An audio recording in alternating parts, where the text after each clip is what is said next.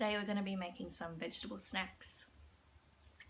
I feel like it's always a good idea to have some ideas up your sleeve just to get more veggies in you. We went to the farmer's market on the weekend, so it was nice to be able to do something with all the vegetables so that we can get them all in our belly. I pretty much ate a whole head of cauliflower. Yeah, no one else in the house wanted to eat any, so I finished it in a couple days.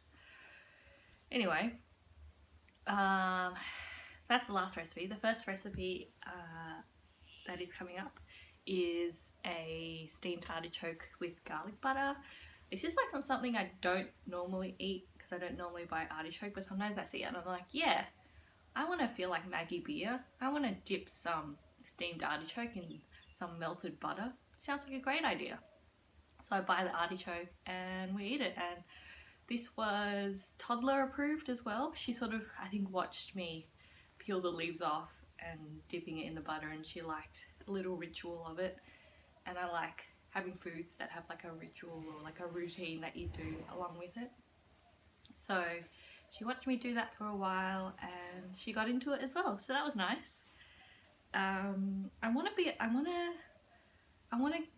When I was a kid in primary school, one of my friend's moms, she used to make this like artichoke water, and it was super refreshing.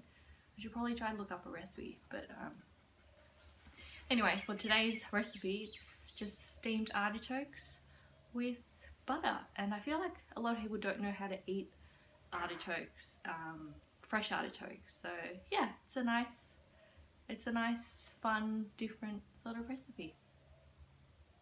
So here it is. So we're going to start off with the little haul from the farmer's market. Some baby carrots with their tops, so cute. The kale, purple cauliflower, a little cucumber, and of course the artichoke. So we're going to start by preparing the artichoke. I cut off the stem into small sections just to experiment and see what it would taste like steamed. Very bitter, would not recommend. Then I ripped off some of the leaves of the base to clean it up. And then I started on snipping off the top of each of the leaves. They have a little thorn in them. I think technically they're a thistle of some sort, so you just need to cut off the thorn off the top of each leaf. Just snip, snip all around. And then cut off the top quarter of the artichoke, and it's ready to steam.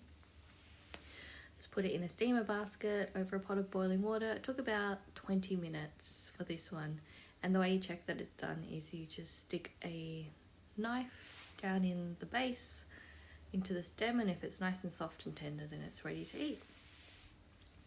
So I put in, the stems. Wouldn't recommend, don't do that. And meanwhile, I prepare the butter sauce. Put in a bit of butter, a bit of salt, a bit of garlic. I'm grating the garlic on this really cool shark skin grater and just pouring it in there. And you just need to melt that on the stove. Lots of salt for flavour. And yeah, this day hubby was also making some pho on the stove, and it was really good. It smelled so good all day. And once that was all melted, just pour it out into a little dipping bowl. Scrapey all the garlic out. And so the way you eat an artichoke with the butter is you peel off the leaves or the petals one by one, and you just dip the base of it in and scrape off the meat from the bottom of the petal, and then throw out the rest. Okay, so the next recipe is also something that I have made a few times, and that is kale chips, and they're so easy to do. The only sort of thing I would do differently is I'd probably give them more of like a good soak and scrub and rinse off, because I think there were a few like gritty pieces left in the chips when they were done. My tip would be to do it in a fairly low oven, so around maximum 150, and probably more around the 130, 140 degrees Celsius mark. Just keep an eye on it so it will look wilted and it will shrink, and just take it out before it starts to burn because no one likes burnt kale. I also would probably not salt it too much because I feel like it sort of is already salty, or maybe I just put way too much salt on it this time, but definitely on the cautious side when you add salt on it. And yeah, it's a pretty fun, easy recipe and great for when you have like a craving for chips, like that crunch, but something just like a little bit more healthy. And you know, you get all those like vitamins and minerals and fibers, and it's a fun way to eat kale, which is kind of like, it can be a bit hard to chew through. But this way it's super crisp, super crunchy, and you end up with kale in your teeth. So it's great. And here's how you make it. And thank you so much. You need to enjoy seeing it soon enough. But this, you know, it always fills in so quickly. So this is probably the easiest recipe to make. Just rinse off the kale leaves and drain them, and then rip them into small pieces and lay them on a sheet of baking paper. It's okay to sort of, like, you want to try to put it all in one layer, but it's okay if some overlap because they end up shrinking in the oven anyway. I've got my oven at about 130, 140 degrees Celsius, and it's just going to cook in there for about 15 minutes. Just keep an eye on it so it doesn't go burnt. So yeah, just ripping up the kale into small pieces, just making sure all the gaps are filled. And I've got a spray bottle of oil. You can also just toss the leaves in some oil if you don't have a spray bottle.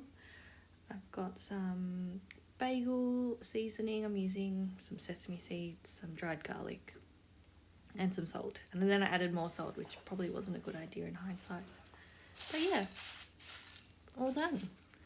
Nice and crispy and so good. Okay, so the last recipe is something that I've never made before. I wanted to find a fun way to eat the cauliflower that I got, and it was like this purple cauliflower, which was pretty fun.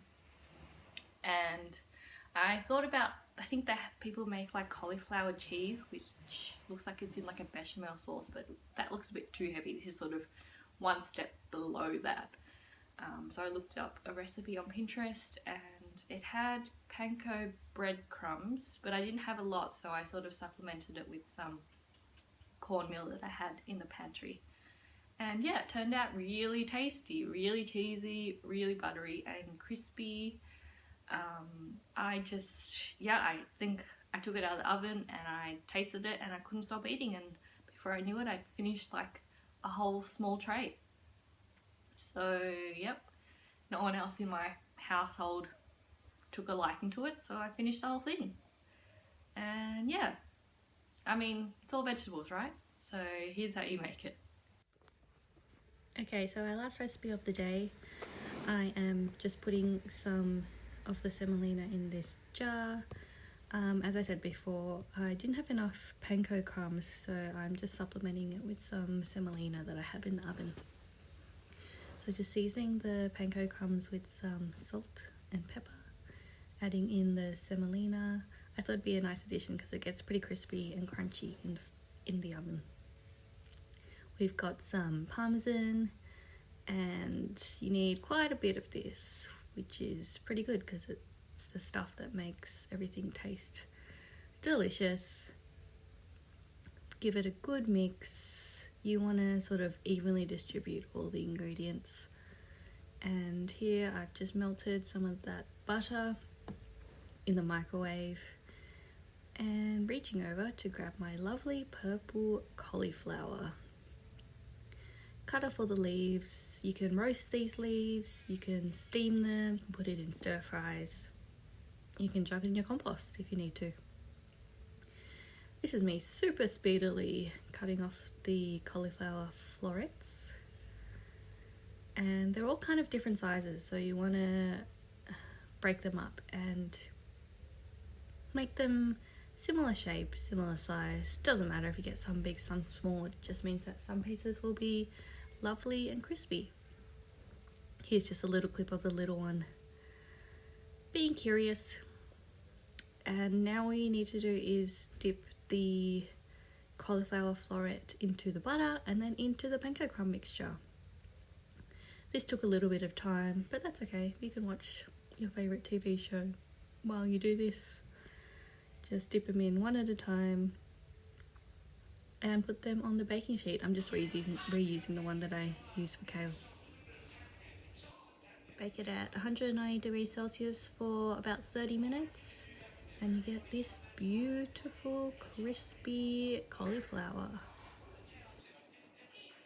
And that was it. So thanks for watching and I will see you in the next video. Bye. I just banged my elbow.